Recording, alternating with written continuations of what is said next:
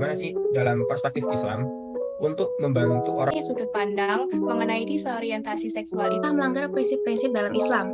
Individu yang mengalami disorientasi seksual. Hadis riwayat Imam Bukhari dan Muslim, di mana Rasulullah SAW bersabda,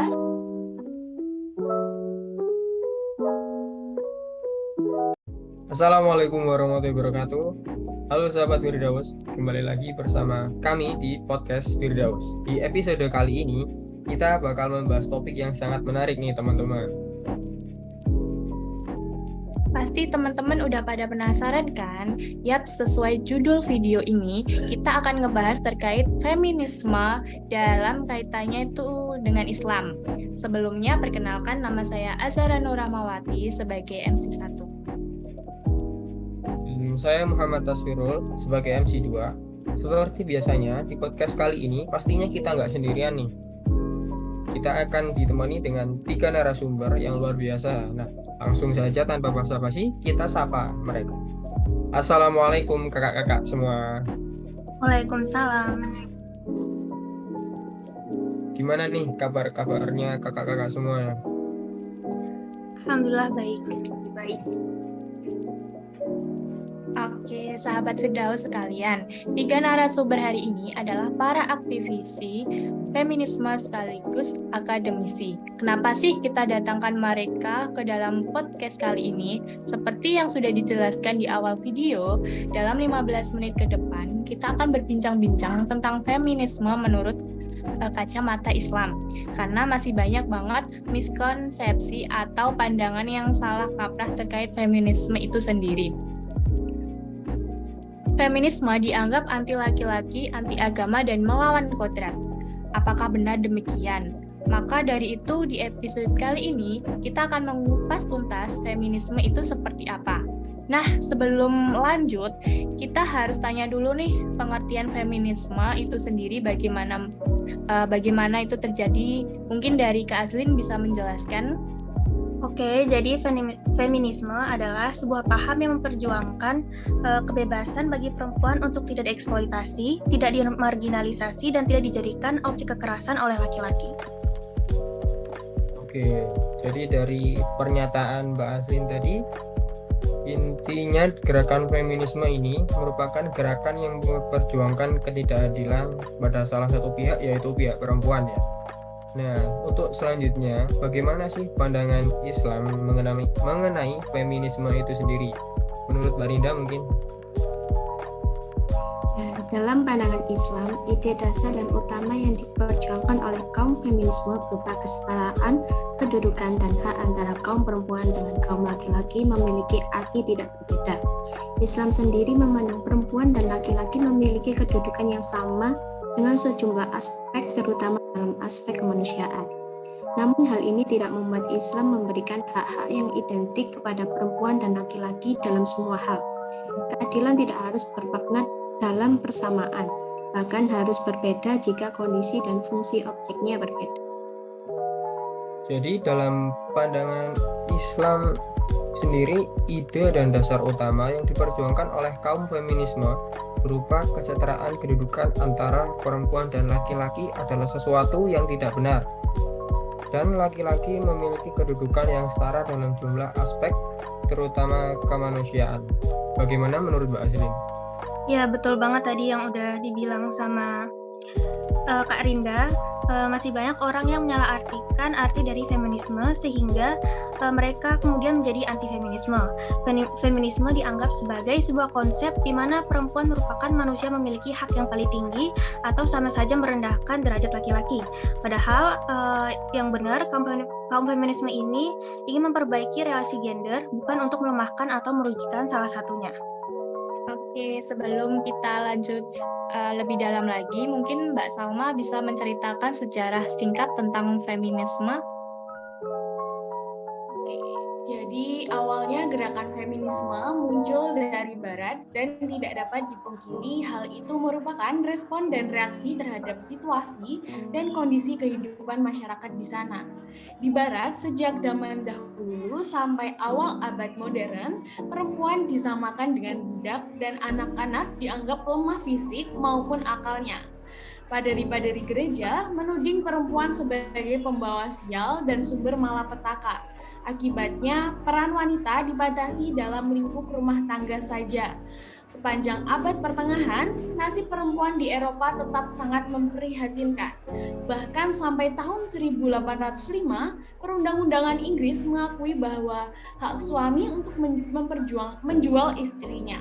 Singkat cerita, sejumlah kelompok perempuan menuntut persamaan dengan pria di berbagai bidang. Dari latar belakang demikian, di Eropa berkembang gerakan untuk menaikkan derajat kaum perempuan. Tetapi gaungnya kurang keras. Baru setelah terjadi revolusi sosial dan politik di Amerika Serikat, perhatian terhadap hak-hak kaum perempuan mulai mencuat. Gerakan ini pindah ke Amerika dan berkembang pesat di sana sejak publikasi karya John Stuart Mill, The Subjects of Women 1869, dilanjutkan buku The Feminine Mystic yang ditulis oleh Betty Friedan tahun 1963. Hal lain yang mendorong timbulnya feminisme menurut Murtada Mutahari adalah kepentingan kapitalisme. Seperti dikatakan Will Durant, emansipasi perempuan adalah dampak dari revolusi industri. Para pemilik pabrik lebih menyukai tenaga kerja perempuan daripada laki-laki, sebab lebih murah dan tidak banyak protes. Wah, penjelasan yang sangat bagus sekali dari Mbak Salma. Sahabat Firdaus, jadi feminisme ini sebagai sebuah gerakan yang merombak tradisi. Feminisme lahir sebagai akibat pendiskriminasian. Diskriminasi sejak zaman batu hingga abad milenium masih merajalela. Dan salah satu faktor yang mempengaruhi kesenjangan gender adalah munculnya bermacam-macam tafsiran tentang pengertian gender. Selanjutnya, bagaimana keterkaitan antara feminisme dan budaya patriarki. Mungkin Kak Rinda bisa dijelaskan? Hubungan feminisme dengan budaya patriarki sangat erat. Pada dasarnya, feminisme merupakan respon dari patriarki. Patriarki merupakan suatu kebudayaan yang menganggap kedudukan laki-laki lebih tinggi, sehingga perempuan selalu dinomorduakan. Praktik patriarki masih banyak ditemui hingga kini, seperti di lingkungan pekerjaan, pendidikan, sosial, hingga politik. Kaum patriarki umumnya menolak keberadaan feminisme dan menganggap sebagai suatu hal yang tidak menarik. Selain itu, budaya patriarki juga turut bertahan akibat masyarakat yang masih menganggap isu feminisme sebagai hal yang tabu. Setelah mendengar pernyataan dari Mbak Rinda nih, menurut Mbak Azlin, apakah feminisme melemahkan laki-laki untuk dalam hal urusan kesetaraan gender? Jadi feminisme ini tidak dimaksudkan untuk mengancam eksistensi seorang laki-laki. Akan tetapi, feminisme bekerja untuk menata kembali bagaimana semestinya relasi antar laki-laki dan si perempuan antar sama manusia. Bukan untuk melemahkan dan menguatkan salah satunya. Patriarki adalah suatu kondisi di masyarakat yang mencoba untuk menempatkan laki-laki di atas perempuan. Jadi sebenarnya feminisme itu bicara soal keadilan. Yang terakhir, upaya apa saja yang dapat dilakukan untuk mewujudkan kesetaraan gender tersebut? Boleh dijawab Mbak Azlin. Upaya apa saja yang dapat dilakukan untuk mewujudkan kesetaraan gender? Salah satunya yaitu kita dapat mengakhiri diskriminasi terhadap semua wanita dan anak perempuan. Dengan cara apa? Dengan cara menghormati dan menghargai setiap perbedaan yang ada, serta menyadari jika setiap manusia itu memiliki hak asasi manusianya masing-masing, termasuk bisa menjalani hidup tanpa perlakuan diskriminatif. Oke, keren banget nih penjelasan dari ketiga narasumber kita. Gimana sahabat Firdaus, apakah sudah paham tentang feminisme dengan kaitannya dengan Islam? Semoga teman-teman yang nonton jadi lebih paham dan gak salah kaprah lagi. Saya ucapkan terima kasih kepada Kak Salma, Kak Rinda, dan juga Kak Azlin yang telah meluangkan waktunya untuk hadir menjadi narasumber kita hari ini. Banyak banget nih insting yang bisa aku ambil selama berbincang-bincang sama Kak Azlin. Semoga teman-teman yang nonton juga merasakan hal yang sama. Seperti biasanya, sebelum podcast kali ini berakhir, mungkin salah satu dari kalian mau memberikan closing statement? apa nih kira-kira? Mungkin Kak Salma boleh? Oke, jadi intinya feminisme dalam Islam adalah upaya untuk melakukan penyetaraan dan perlakuan yang adil terhadap kaum perempuan sebagai makhluk Allah Subhanahu wa Ta'ala. Dan pada dasarnya, apa yang diperjuangkan oleh feminisme memiliki prinsip yang sama dengan apa yang diperjuangkan oleh Islam. Islam menginginkan antara laki-laki dan perempuan berinteraksi secara adil, setara, dan manusiawi. Jadi, feminisme bukan berarti melemahkan si pihak laki-laki, tetapi justru feminisme bekerja untuk menata kembali bagaimana semestinya relasi antara si laki-laki dengan perempuan. Mungkin itu saja dari saya. Udah nggak kerasa nih, kita hampir ngobrol-ngobrol bareng selama kurang lebih 15 menit. Sayang sekali waktu kali ini harus berakhir. Semoga teman-teman mendapatkan hasanah dan wawasan dari podcast kali ini. Saya ucapkan terima kasih kepada ketiga narasumber yang sangat informatif bagi kita ini. Dan sudah mau meluangkan waktunya untuk sharing-sharing kepada kita semua. Terima kasih juga kepada teman-teman yang sudah nonton dan mendengarkan podcast ini sampai akhir. Saya Muhammad Taswirun selaku MC2. Dan saya Azhara Nur Rahmawati selaku MC1 izin pamit undur diri. Apabila ada salah kata, mohon maaf. Wassalamualaikum warahmatullahi wabarakatuh. Sampai jumpa. Halo sahabat Firdaus, berjumpa lagi dengan Firdaus Podcast. Nah, tadi kan sebelumnya kita udah ngobrol-ngobrol tentang terkait feminisme dalam kacamata Islam. Pastinya sekarang teman-teman udah paham dong? Pastinya udah pada paham nih Kak Zahra tentang feminisme tadi. Nah, untuk 15 menit ke depan, saya dan Azhara sebagai MC akan menemani kalian bersama dengan tamu spesial kita, yaitu ada Kak Salma, Kak Rinda, dan Kak Azlin. Di sesi kali ini, pastinya kita akan membahas topik yang nggak kalah menarik nih. Mungkin teman-teman udah penasaran dan nggak sabar. Nah, benar banget nih, topik kita akan ngebahas tentang disorientasi seksual atau LGBT dalam pandangan Islam. Oke, seperti telah disinggung sebelumnya, di sini kita kedatangan 3 narasumber yang sangat spesial. Langsung saja, mari kita sapa. Assalamualaikum. Waalaikumsalam. Wih, kelihatannya masih semangat nih. Oh iya, kami selaku MC mengucapkan minal aizin wal faizin kepada kalian. Minal aizin wal faizin juga. Minal aizin wal faizin. Nah, sahabat Firdaus, kita udah kedatangan tamunya nih. Jadi tanpa basa-basi, saya akan memulai nih langsung bertanya tentang topik kita kali ini, yaitu disorientasi seksual. Yang pertama nih, menurut Kak Salma sendiri, disorientasi seksual atau umum disebut LGBT dalam pandangan Islam itu bagaimana? Oke, jadi pandangan Islam ini disebut dengan istilah al-liwa, yang berarti orang yang melakukan perbuatan seperti perbuatan kaum Nabi Lut. Kaum ini berdomisili di negeri Sodom, terletak di sebelah timur Laut Mati atau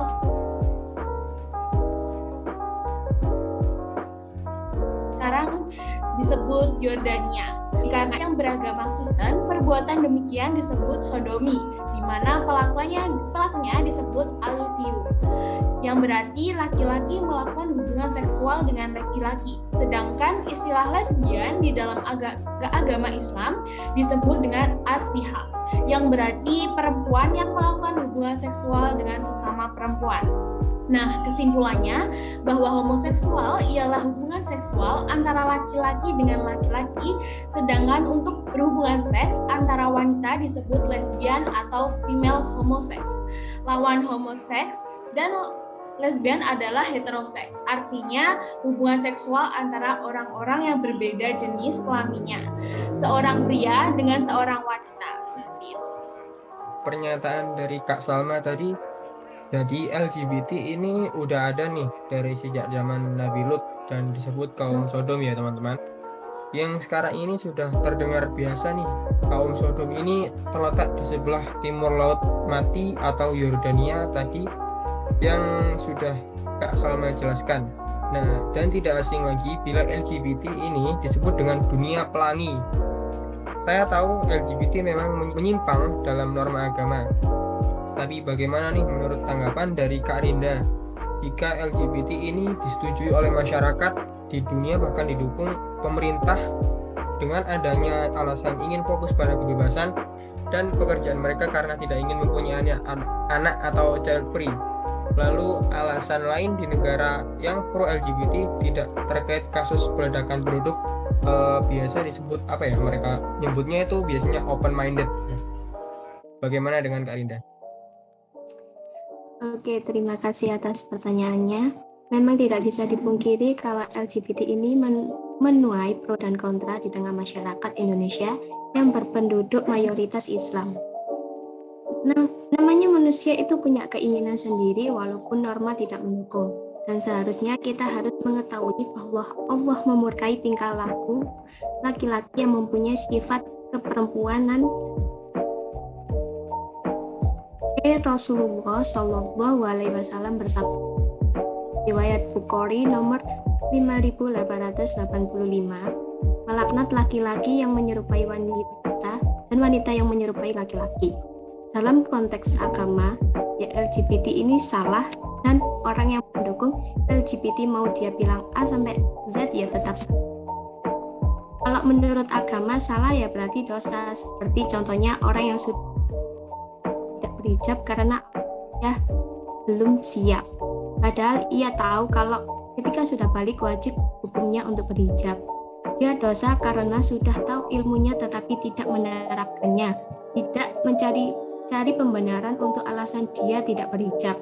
Sama saja seperti LGBT, mereka boleh membela mati-matian, tapi kalau mereka masih percaya Islam harusnya mereka tahu dan tidak menutup mata bahwa hal itu salah. Dalam aturan agama dan pendapat kita yang dangkal ini gak bisa dicampur aduk. LGBT mau dibelain warga sedunia pun gak akan berubah aturannya dalam Islam. Jadi kalau mau membela LGBT yang terserah mereka, jangan denial kalau tindakan itu menyimpang dari agama Islam.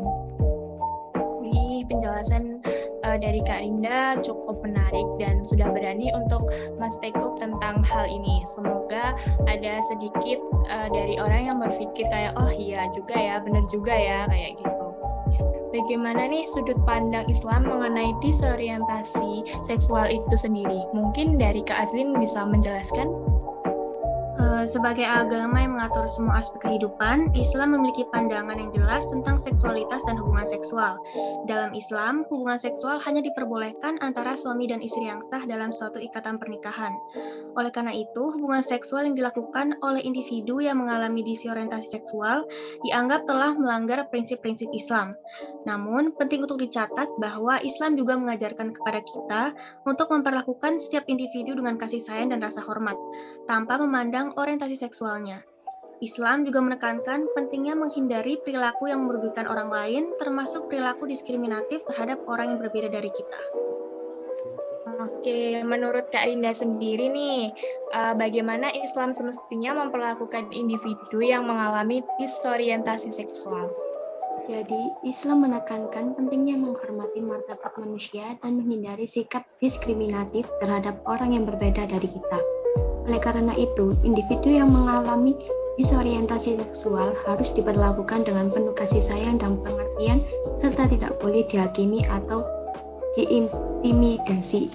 Namun, sejalan dengan prinsip-prinsip Islam, individu yang mengalami disorientasi seksual juga diharapkan untuk menahan diri dari perilaku seksual yang melanggar hukum Islam. Ini bukanlah hal yang mudah.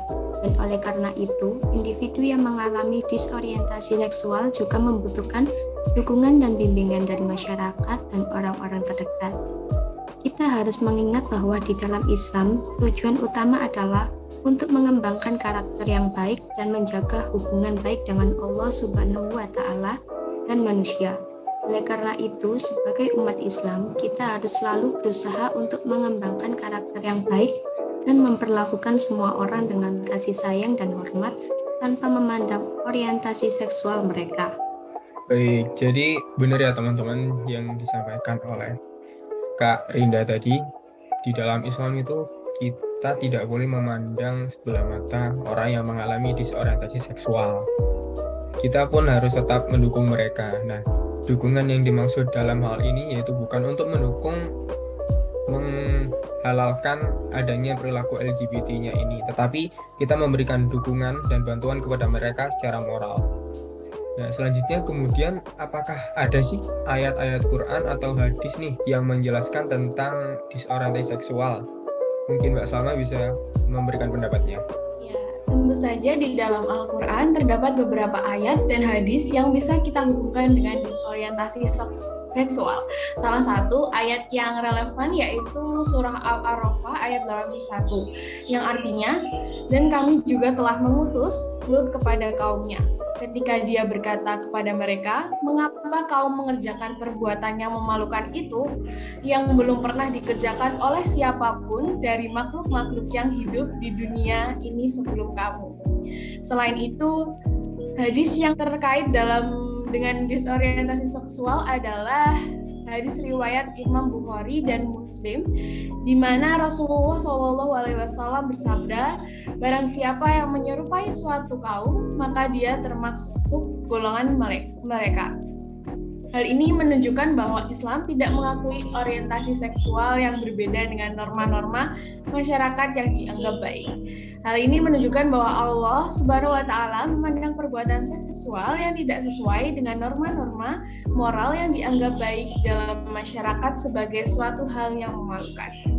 Oh, ternyata udah ada ya di dalam Quran dan juga hadis yang disebutkan oleh Kak Salma tadi, tertuang di surat Al-A'raf ayat 81. Nah, kemudian kan pastinya ada orang-orang nih yang udah terlanjur mengalami yang namanya disorientasi seksual. Nah, bagaimana sih dalam perspektif Islam untuk membantu orang-orang yang udah mengalami disorientasi seksual ini? Apakah kita harus mengolok, mencaci, atau mengisolasi mereka? Mungkin Kak Aislin bisa memberikan pendapatnya. Jadi Islam mendorong umatnya untuk selalu berbuat baik kepada sesama, termasuk kepada individu yang mengalami disorientasi seksual. Mungkin hal dapat kita lakukan adalah dengan memberikan dukungan dan bantuan kepada mereka, baik itu secara moral maupun praktis. Menjalin hubungan yang baik dan memberikan kesempatan kepada mereka untuk berbicara tentang permasalahan yang dihadapi juga dapat membantu dalam memperbaiki kondisi yang dihadapi. Selain itu, dapat pula kita memberikan pengertian tentang ajaran Islam yang benar mengenai seksualitas, serta membantu individu tersebut dalam memperkuat ikatan spiritualnya dengan Allah Subhanahu wa Ta'ala. Seperti itu. Oke nih, next pertanyaan selanjutnya. Saya mau tanya dengan Kak Aislin, apakah LGBT ini tuh dapat membahayakan kesehatan, pendidikan, dan moral seseorang? Gimana tanggapannya? Kalau ditanya apakah ada bahaya dari perilaku LGBT dari sisi kesehatan, jawabannya ada. Perilaku LGBT seperti berhubungan seksual dengan sesama jenis dapat menimbulkan beberapa masalah kesehatan. Salah satunya yaitu penyakit infeksi menular seksual atau IMS. Contoh penyakit infeksi menular seksual yang dimaksud itu adalah HIV dan sifilis. Bukan hanya itu saja, beberapa penelitian juga menunjukkan bahwa wanita lesbian dan biseksual memiliki resiko lebih tinggi untuk terkena kanker payudara. Sedangkan untuk kaum transgender, mereka itu lebih rentan terkena penyakit liver, tumor kelenjar endokrin, serta kanker prostat. Kita banyak banget nih resiko penyakit yang dapat ditimbulkan dari perilaku LGBT. Terima kasih Kak Aislin atas penjelasannya. Nah, itu tadi obrolan kita dengan Kak Salma, Kak Rinda, dan Kak Aislin terkait dengan disorientasi seksual atau LGBT. Dari obrolan kali ini, hal-hal yang dapat kita pelajari adalah LGBT merupakan perilaku yang keji, dilarang dalam ajaran Islam. Selain menimbulkan berbagai macam dampak yang buruk bagi pelaku, juga berdampak pada masyarakat umum lainnya. Hukuman bagi pelakunya juga sangat berat, karena perbuatan LGBT tersebut termasuk dalam dosa besar. Jadi, sebagai umat muslim, kita jangan pernah mendukung perilaku LGBT. Namun, sebisa mungkin kita upayakan untuk menghentikannya. Memberikan pemahaman kepada masyarakat tentang LGBT yang tidak sesuai dengan syariat Islam merupakan salah satu upaya untuk menghentikannya. Wallahu a'lam bishawab. Wah, keren banget ya penjelasan hari ini. Selama berbincang-bincang selama 30 menit, sayang sekali waktu kita itu harus berakhir. Semoga teman-teman yang mendengarkan podcast kali ini atau sudah meluangkan waktunya, saya ucapkan terima kasih kepada narasumber yang sudah hadir dan meluangkan waktu untuk sharing-sharing kepada kita semua. Saya Azhara Nur Rahmawati selaku MC1. Dan saya Muhammad Tasfirul selaku MC2. Izin pamit undur diri. Terima kasih dan sampai jumpa di Firdaus Podcast berikutnya. Wassalamualaikum warahmatullahi wabarakatuh.